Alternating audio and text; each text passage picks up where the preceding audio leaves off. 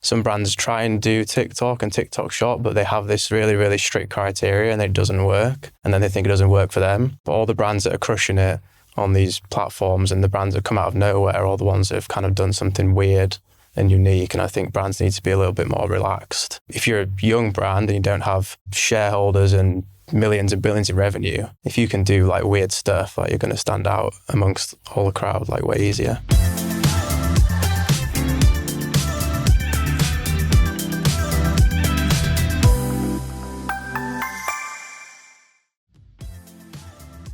Have you ever wondered why some brands grow exponentially, building legions of passionate fans that live and die by their logos, and some, well, don't? I do, all the time, and that's probably because I'm a massive brand nerd, but I believe there's a secret sauce at the core of every remarkable brand, a formula that sparks the growth of passionate communities of superfans, building a business and a reputation that will last for years to come. In this podcast, we tap into the greatest marketing minds in the world as they share the exact tactics and strategies used to build the world's greatest brands, dropping actionable insights every brand builder can apply. My name is Paul Archer, and I'm a specialist in brand advocacy and word of mouth, having consulted for hundreds of brands on a topic. Co-hosting with me is the wonderful Verity Hurd, expert on the bleeding edge of social media. It's time to learn and build brand advocacy.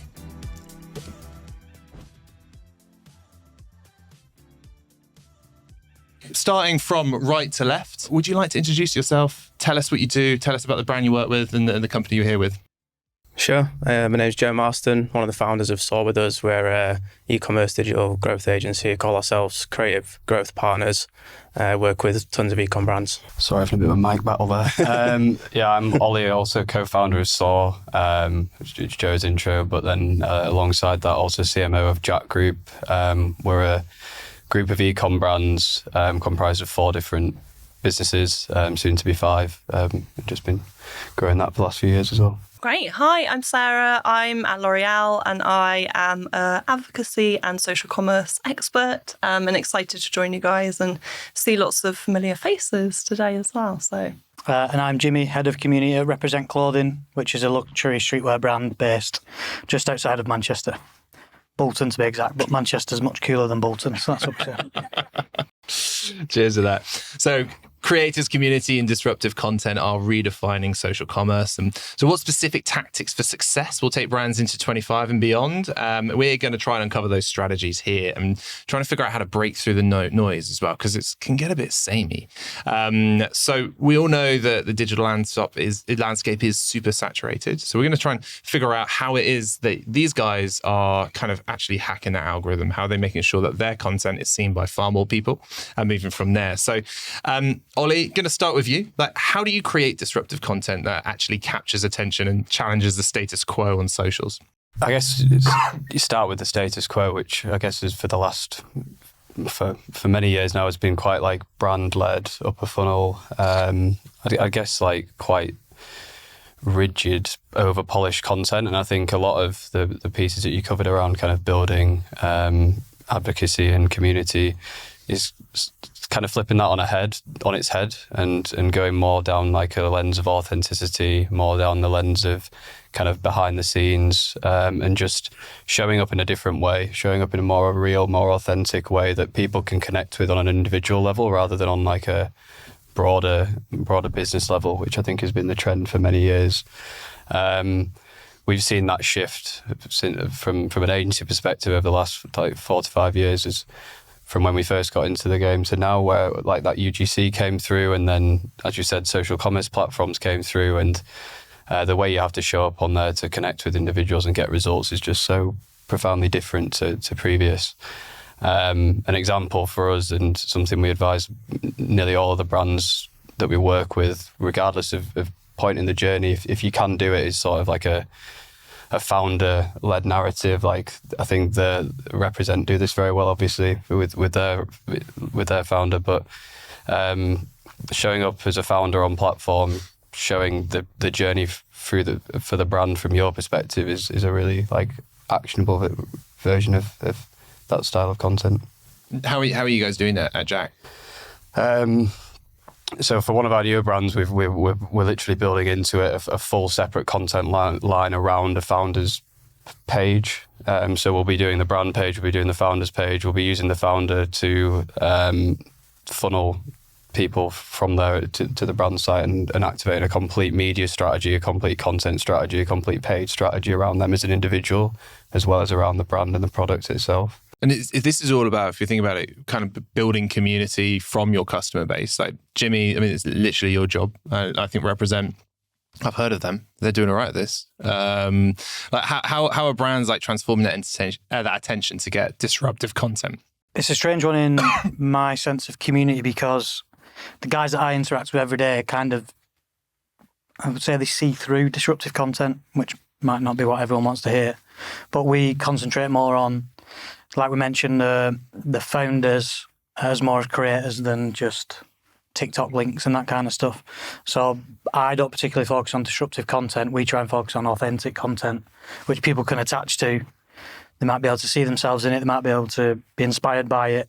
So rather than disruptive content, it's more about authenticity for us to build a community that will build advocacy for us, them, each other. And is that disruptive because it's authentic and it sort of stands out because everyone else is so false? So how does that work from your perspective? I suppose you could say that. I don't want to say everyone's false, but they are. No, in that sense, I guess so. Yeah, good point.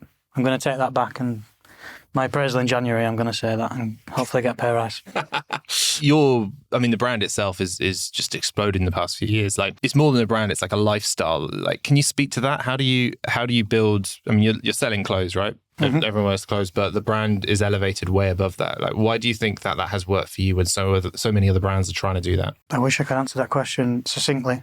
But yeah, we do sell clothes, but we try and sell the lifestyle of George and Mike, our owners, above the clothes. So we sell what they do. They're in the gym all the time. We've got a gym in the office. We've created a gym wear brand off the back of those guys' passion. So again, authenticity is the key. So we've just based everything off their lives, and then if people want to follow them, they'll follow them. And naturally, if they follow them, they'll want to buy what they're wearing. You might have noticed I don't follow the gym that closely. So I just concentrate on the fashion kind of thing. How's it actually working tactically, right? You can't just see like get some cool founders and then you're away. Like what are you guys doing day to day that is making sure you can kind of elevate that, capture that, and actually create a bit of a marketing strategy beyond just having charismatic founders that people want to follow? The easiest content strategy you might go with is just behind the scenes. People want to know what they're doing. So like you say, you can't magic up cool founders.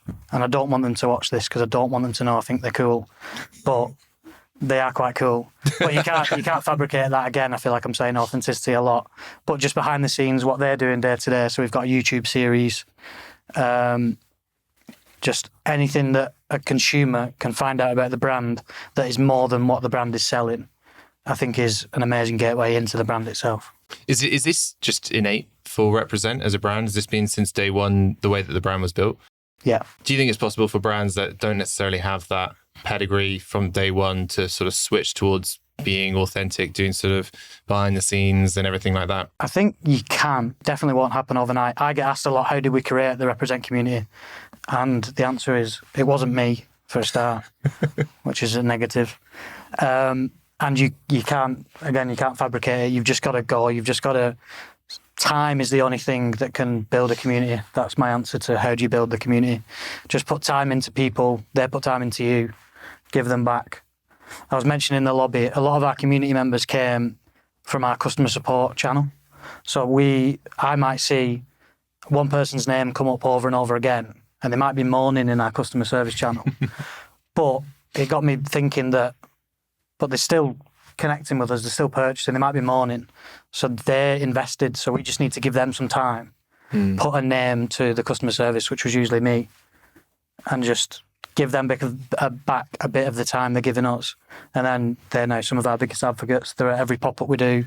They queue up for hours when we launch new products. We've got a store open in Manchester. People are planning on camping for 12 hours to get in first. We just give them the time they give us. Is the easiest and the hardest answer I can give you. It's pretty impressive. You got people camping out to go to a store. Yeah, it's turned into a bit of a competition. Oh, really? Yeah, so we had a pop-up in Glasgow in July, and people were in competition to camp in front of it to be the first in.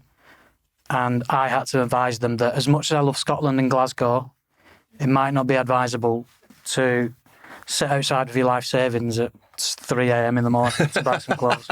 So we actually had to stop people from queuing up. That's mad. Yeah. That is mad. To shift gears a little bit, Sarah, I mean, you had a big launch with Youth to the People on TikTok recently. What were your key takeaways from that? Talk us through how that came about, and then what were your key takeaways from that? Yeah, so we've been really lucky to be the first brand in Europe to launch on TikTok Shop, one of our luxury brands, so a higher price point than the normal. And Youth to the People is a very, very cool vegan brand. It's all about community. And actually, we were super, super lucky that our advocacy team had already built this amazing TikTok first brand. So that we'd already got this amazing, authentic community that we could start working with. So that was kind of point number one, was perfect. We'd already got these great creators that we could tap into. It's a really makeup dominant space, TikTok and TikTok Shop. So we looked at what product would make most sense because it's vegan skincare. So actually our hero product was the cleanser. So again, that was like, okay, that makes sense. I can take off makeup. Let's kind of tap into the area that we know is so dominant there. We then also had the opportunity to lean into expertise. So obviously L'Oreal's got many brands, and actually a lot of our brands had already been on TikTok Shop for 2 years ahead of us. So people like NYX and Garnier and L'Oreal Paris had kind of been and done and made quite a few mistakes and things like that, which helped us actually mitigate doing those mistakes ourselves, which we were also in a really lucky position. So we could actually speak to them. They told us their secret winning formula for success that they'd been working on for 2 years.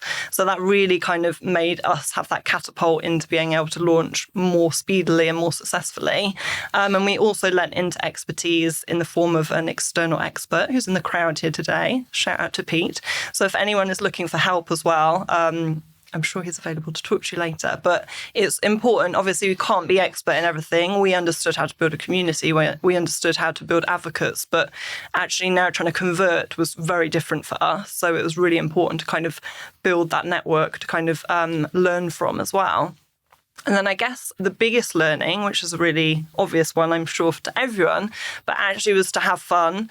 It was so easy when you're actually now trying to sell a product. We suddenly have got a brief that's a real script of all the ingredients and all the benefits, and you must apply it in this way. And you completely lose people. Actually, our original community is so authentic and so disruptive and so inclusive.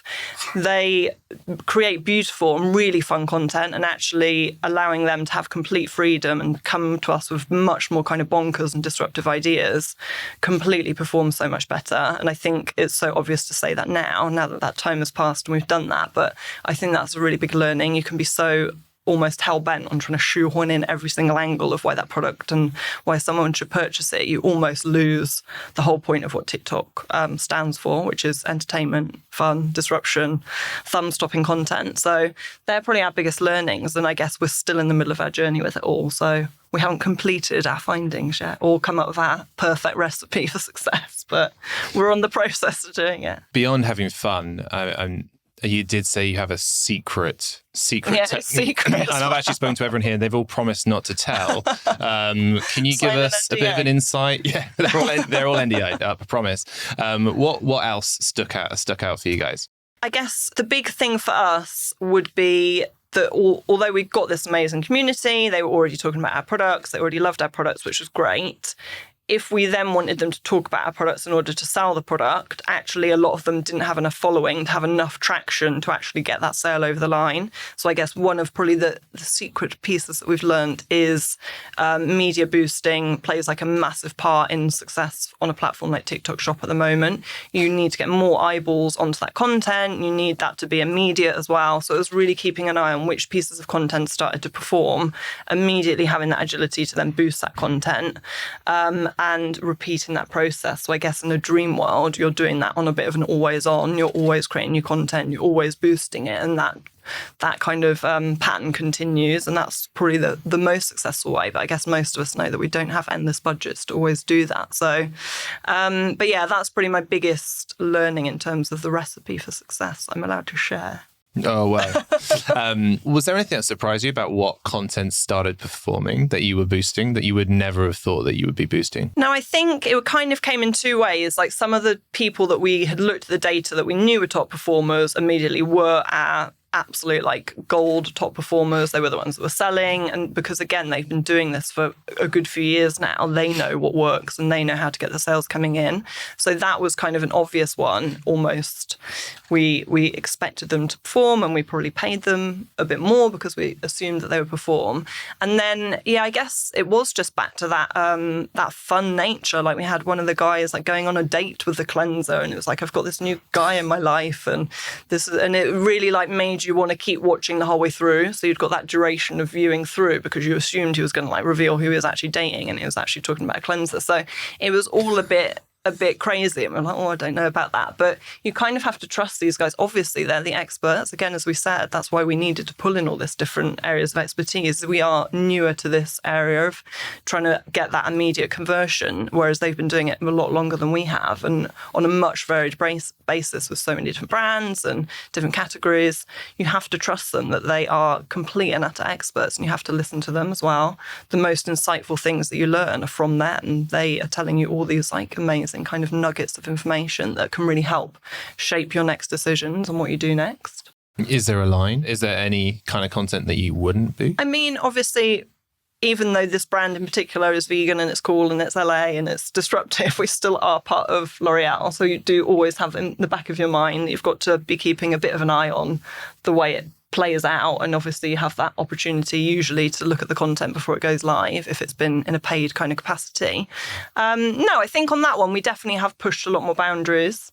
And that's been really nice as well. It's been really refreshing to work on a brand like that because that is kind of what people want right now. And I think some of our older, more known brands could obviously take quite a lot of a leaf out of that book in a way. So no, for now, we haven't been in the situation where we've had to say, oh no, that's felt a bit too risque. We've kind of managed to sneak it in. And I guess also just to caveat that, because it's a lower brand awareness brand of ours, you can get away with a bit more because it's not on like massive billboards yet and it's not on TV adverts yet. It's not so known. It's not a household name yet. So we can be a little bit more playful, which has been great. Interesting. I mean, a vegan skincare brand coming out of LA sounds very unique. Cool. I'm sure there's none of very those. Cool founders too, which we'd love to get hold of.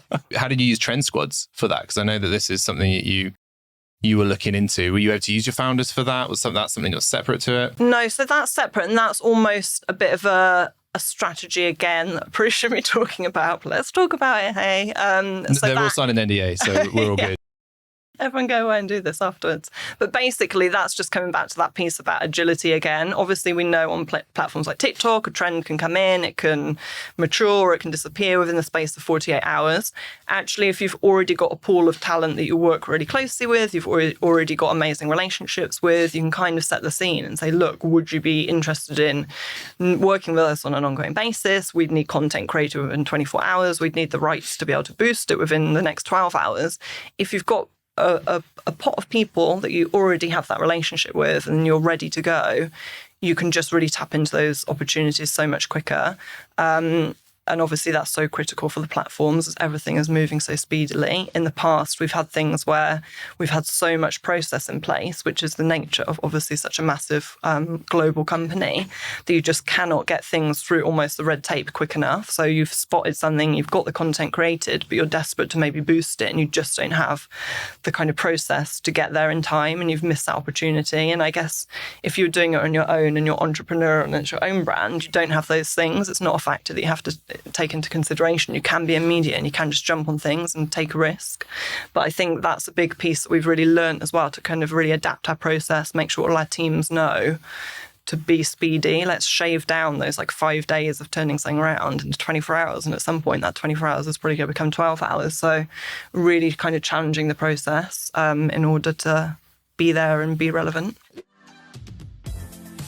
Hey, it's me again. This podcast is sponsored by Duel, which is it's my company, actually. Duel is the leading brand advocacy platform used by the top retail consumer brands, including Unilever, Charlotte Tilbury, Elemis, Loop, and about 50 more, to manage, measure, and scale their advocacy, member, affiliate, creator, and brand ambassador operations. The platform offers unparalleled scale for complex brands by automating 9 out of 10 of the standard advocacy management activities and allowing them to focus on arming their advocates with the right tools to tell the brand story and drive social commerce. They can grow faster for less.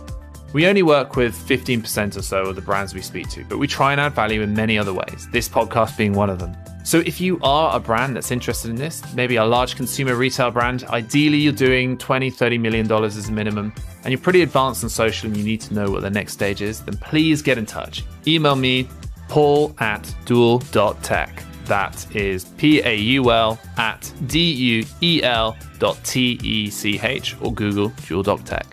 Joe, I mean, we've learned what it's like for L'Oreal, which we're all, I think, quite familiar with that brand.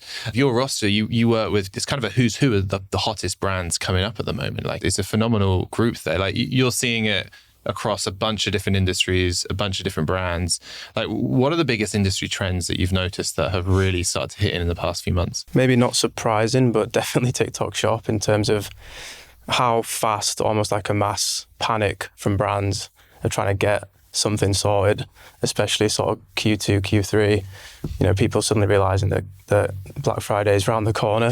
The start of the year, we were kind of putting things in place, expecting this mass demand, but then it was kind of a slow burn, and then it's just a big panic from a lot of brands to get something out there. And I think it comes back to that, everything what everyone's been saying, like authenticity, but the fact that I think there's been a lot of like loss of emotion in buying decisions, especially in e-commerce. It's quite an emotionless buyer journey all the time. People just going to websites, browsing, clicking buy on something that catches their eye. People are really wanting more of a social and a more of a connection when they're buying. So getting that trust from somebody that seems like a real customer, is a real customer, hopefully most of the time on TikTok Shop, it's been a massive opportunity for brands. And I think it's because, you know, in the kind of economy we're in right now, it's actually presented an opportunity for a lot of people to have a career in being an affiliate and a creator. I saw something, it was, when I was at school, I wanted to grow up to be like a footballer. Kids are now wanting to grow up to be like creators and influencers, which I think is quite funny. And, you know, some of the creators we worked with, a brand, Liquid London, he did something like £30,000 or £40,000 in affiliate commissions, just some random guy. He had like less than 1,000 followers when we got him to do some work for us.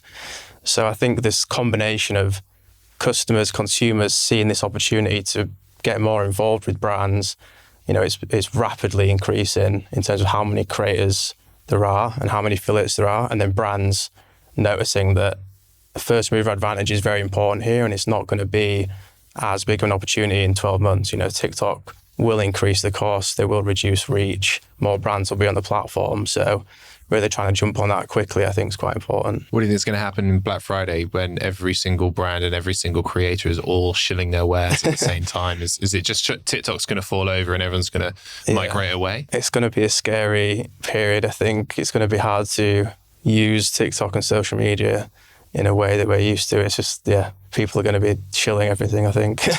And, you know, every single year it starts earlier and earlier in terms of Black Friday. But from a brand perspective, it is still the Wild West. It's still so open, like the amount of conversations I have with pretty well-known brands that haven't even got an idea of how TikTok Shop works, presents massive opportunities. There was more like nimble, flexible, faster moving brands. Like, if you can do that, I mean, it sounds like L'Oreal, obviously a huge brand, are acting as if they're more of a younger, nimble brand. But, you know, if I was a brand owner in today's world, I would be putting a lot of effort into getting something activated on TikTok Shop. For those brands that aren't doing it, and particularly what ones that aren't native in this world, like represent, and it's a little bit harder to sort of retrofit, what's your beginner's guide? What are the first few steps that you say everyone needs to do? Product and pricing strategy is really important to begin with. You have to give people an incentive to buy on TikTok, especially when, you know, some brands may be on like Amazon and you've got to compete with prime next day delivery. So using things like product bundles, bundling up products together, offering specific discounts, urgency discounts. I mean, all the usual things that you would use on your website, just applying it specifically to TikTok, we found work really well. TikTok are quite heavily subsidizing a lot of brands. I don't know if you've seen this, but customers will get a discount and brands will sort of get a full margin, which is quite an interesting opportunity. TikTok is almost forcing TikTok Shop to work. So yeah, make sure your pricing, your product strategy incentivizes people to shop on TikTok Shop. I would then say really trying to be as aggressive as possible with what you offer to affiliates. If you can operate break even for a few months to kind of build up reviews, build up orders, it will allow you to attract more and more affiliates, because affiliates themselves are looking and, they're getting spammed by hundreds of brands a day. If they're seeing that all the brands in their inbox are offering them 50p a sale, if you can come in and offer them £5 a sale, even if that maybe isn't the most profitable strategy for you in the first few months, you attract loads of affiliates, you get more and more exposure, you get access to this mass creative testing opportunity, getting hundreds of people, thousands of people posting your content, all these fresh ideas, real customers as well. It's hard to get that same level of scale of creative testing anywhere else, really. If you were doing that with paid ads, it would cost, a lot of money. So making sure that affiliates choose you over other brands. And if you can do that for a few months, build up a lot of orders, build a lot of trust, then you maybe strip it back, focus more on profitability. But if you can get yourself top of mind and top choice for affiliates, you'll get a lot of momentum. Colby from Grown Alchemist has flown into mum's iPad and was asking about what's the most compelling reward. And you mentioned 50p to £5, but everyone's got margins. You can't necessarily erode it too much. Yes, a bit of generosity sounds like a great way to get started, but are there anything else they can do? What are the perks that work that's beyond that can make sure you stand out? Outside of in the TikTok Shop infrastructure, something that we're testing with a couple of brands is creating a creator or affiliate community where you actually offer competitions to the creators or affiliates that get the best performing videos or make the most money. Simple things like that, getting and actually communicating and getting your creators and affiliates to communicate with each other, because most of the time everyone wants to help each other and it will help the brand. Some things like that be outside the box, but I think we've seen the easiest thing to do is just offer a really good commission. Most of the time, affiliates will look at who's going to give them the most reward, basically. Coin operator at the end of the day. Yeah, I mean, some creators, some affiliates do this, and it's not long term. They're going to burn out their accounts, but they can only post maybe once, twice a day before they really annoy their followers. So they have to be really selective with what they post. So you have to try and do everything you can, and trying to generate build a personal connection with your creators as well, and offering them exclusive brand deals if they do really well, offering them bespoke affiliate rates if they seem like a perfect fit to your ICP. Just being more thoughtful with it. Don't just spam out the same message to every single person and expect you to get really good results. An entire generation with ring lights coming up to be affiliates just to be burnt out on their accounts because they've been shilling too much product. Still on that TikTok sort of theme, we mentioned Liquid London previously, and you did huge amounts of revenue through those guys through TikTok Shop recently. Can you talk us through a little bit of that? How did you make that happen? And actually tell us the story. Yeah, we launched TikTok Shop probably about 4 weeks after we launched the brand, and we managed to go from a couple of £100 a day to, I think we peaked at 55,000 a day in revenue on TikTok Shop in about 3 weeks. And then we got banned because we were doing from the platform, which is another story entirely. And please tell us that story, because let's just get into that. Yeah. we were using their fulfillment, broke their fulfillment, and then got banned for taking too long to fulfill products, even though they were fulfilling it for us. So we had to work through that. We were starting from a very low base. It was a fairly new brand. We're very performance, CAC driven in everything we do. So we laid out that kind of pricing, margin, commission strategy based on a unit economics target, and really kind of cast a wide net then with affiliates. And I think what Joe said around creative volume and creative strategies is true. We cast a wide net both to generate a lot of volume on TikTok, but also to use it as our first data point of right, is going to drive people to take action and buy when we put this in front of them, and how can we then use that data. So how can we use the hooks, the creator demographics, the message, the solution setup, the CTA? How can we pull that across to every channel? So yeah, we did about, I think we gifted about 7,000 products in the first 2 months. We got back over 10,000 pieces of content. The first guy that Joe mentioned had made one video on TikTok before and did 130 grand in organic sales in 2 days from the video. And if I'd looked at his profile, I just would have been like, we're not going to work with him. And but we just were like, we'll just work with everybody for a week and see what happens. And he actually sent a picture to our customer service about a week later of a Mercedes he'd bought and was just like, thanks for the car. No way. So people are making serious money through this. And like and a lot of, I think that's the thing with TikTok is like, you can try and provide, apply like thought process, exact science to the platform, but it is just like a bit nuts, like what works. And it's very hard. And since then we've started to like move our best affiliates into incentive driven programs, engage them in events, incentivize them to work harder for us, and we'll work harder for them. But in that first few months, we really did just cast a wide net and use it as a bit of a learning experience. I see it a lot with brands we work with. There's like a real generational shift, and you've got someone who runs brand, and they are like, I must control my brand. It must look exactly this way in my aesthetics. And no, you can't post this. I need to approve every single piece that you do because they come from an old school PR world, and that's how it's done. But what you're talking about there is the way that it's working for a brand is that you don't know what's going to work. What's interesting about TikTok is the algorithm is entirely meritocratic. Yeah. Is that it's not about my following. That guy had no followers and then bought a Mercedes from a standing start from it. So, and there was no way that you were going to sort of select them.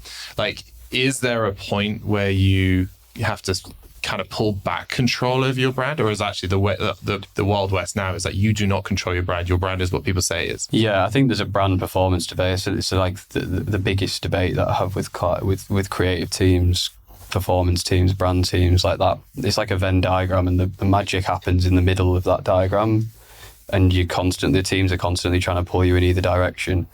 I think like you can't just continue to say anything. You will get like negative brand sentiment over time. I think if you're a brand that's already at a significant scale, there needs to be more consideration on how you execute, how it plays into a broader trading strategy, as well as how the content plays. I think the benefit you do get with TikTok Shop is like when you boost the ads, it's coming from their profile, not yours. So there is a bit of like a disconnect, but and it's marginal. But yeah, you do have to, I think, keep some control. You do have to, from a boosting perspective, for sure. It's kind of difficult with affiliate because once you've sent them the product, they can post what they want. You can't stop them. And if that viral video goes viral, you have no control over that initial message, and that's something you just kind of have to accept. How affiliates always works. I think this is the kind of thing that brands forget, is that they've been doing affiliate marketing for the past decade, and they've not been able to control what the Daily Mail had in their sidebar of shame before they linked to you on their full recommendations or anything. This is just how affiliates are. Anonymous keeps popping up here on Mum's iPad, and there's a lot of thoughts for you, Jimmy. Like, when it comes to community building, generally people are like, yeah, you've got cool founders. We don't. What can we do? Like, what do you offer your community that others don't? Like, is it like you can meet them? Are you doing VIP things? Obviously, you got them kind of camping out. They're pulling on you, but what are you doing to push? So yeah, we do a lot of in-person activations. So I think 2022 was the first time I called it a community day, which was actually stolen from another passion of mine, which is gaming. So if a new game's coming out, they'll invite the top 100 fans of that game to come and play the game, basically, and then they'll make UGC about it or whatever. So we actually did it in an Everyman in Manchester, and it was early access to the upcoming collection, which was Spring/Summer 23. It was a Q&A session with our founders, and it was our CEO, he was brand new at the time, did his pitch that he did to the staff, to the community members. So it just basically made them feel like they were part of the crew, which basically are now. So my CEO knows a lot of the same people I do by name. If they come to events, Spenny, our CEO, will greet them by name. We do the pop-up shops, sample sales. We've got our store in Manchester, which is opening tonight, which means I have to fly immediately after this because it got pushed back a week because we wanted to put concrete on the walls. Who does that? I don't know. It's great. Concrete's vital on the walls. Yeah. The builders were like, that's not going to be ready in time, don't you? Anyway, so... Dedication to brand aesthetic there. Yes. So we've got a private opening for community tomorrow, which is shopping experience, free product. Nothing crazy on the free product. It's just like, if you buy a candle, you get some branded matchsticks. We've got key rings, and we've got a competition for a football shirt, which we've made because it's in Manchester. We've got another community day in our brand new HQ. So it's in-person events, because we're an e-com brand first. Our first store was opened in LA at the start of this year. Previous to that, we were all online. So any form of physical contact sounds weird, but that's kind of what it is. Any form of in-person event that people come to, they will come to if they love your brand. So you don't have to have cool founders, you just need cool ideas and just execute them. And to be entirely vegan if you're in LA. Yeah, and go on a date with a cleanser.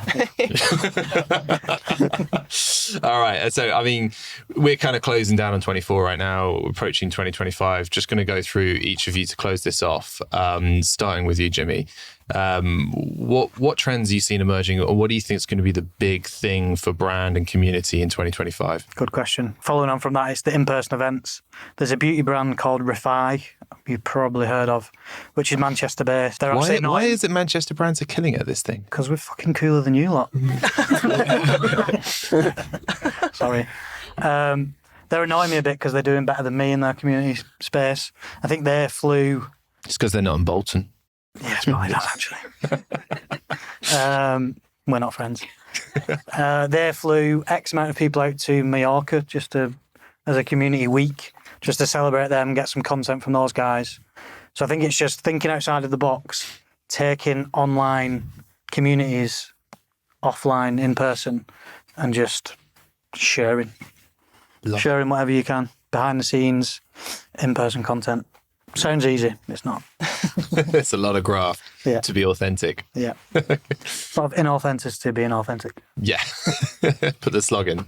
Sarah? Mine's probably more like internal on our teams. I actually controversially tell my teams to keep scrolling. So we're often like, don't scroll so much, we're obsessed with our phones.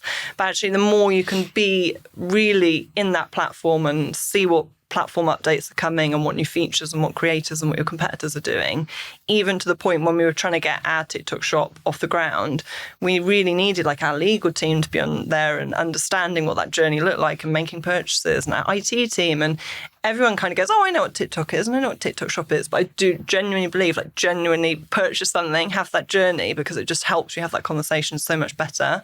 And I actively encourage all my teams to get on the phones and keep scrolling. I think it's so important. I was going to say what Jimmy said, but because I think like we are seeing that trend across our clients. Like, I think there's a real craving in society for like community.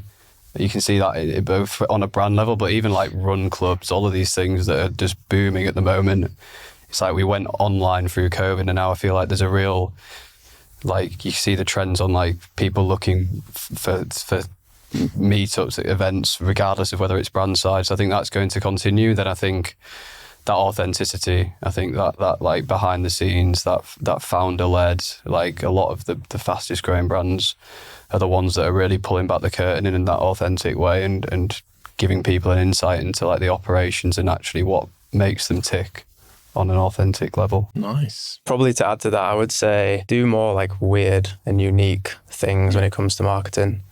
Like, people always speak about, if anyone has a cereal brand called Surreal, their marketing is really, really cool. And we worked with them for a bit, and everything's all the traditional and online ads and TikTok all works way better if they have something else unique going on and people speaking about them. And I think too many brands, it all links back to the TikTok thing as well. Like, some brands try and do TikTok and TikTok shop, but they have this really, really strict criteria and it doesn't work.